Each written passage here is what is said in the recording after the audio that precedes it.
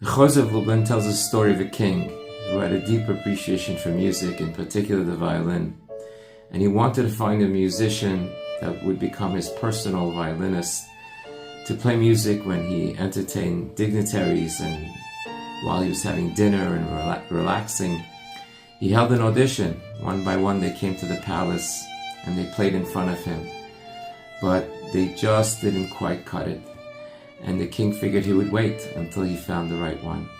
One day the king was going to another town to see some officials there, and on his way, on the side of the road, there was a violinist playing the violin with the case open for people to throw coin in there.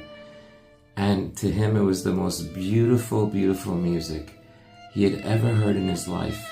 He told his men to bring this man onto his personal carriage and that he would take him back to the palace when he was done with his business. Once he came into the palace, he dressed him up and fed him, and he was the official violinist for the king. The king's advisors realized something a bit odd. They realized when this violinist would play, he would start playing and stop in the middle all of a sudden to tune his violin. And this really annoyed them. They went over to him and they said, we don't understand. Why don't you tune your violin before you start playing? He said, because that's how I play. I start playing a little bit, I get a feel for it, and I make some adjustments, and then I play the song. I don't know how to do it the other way. This is how I play. This is how I've always done it.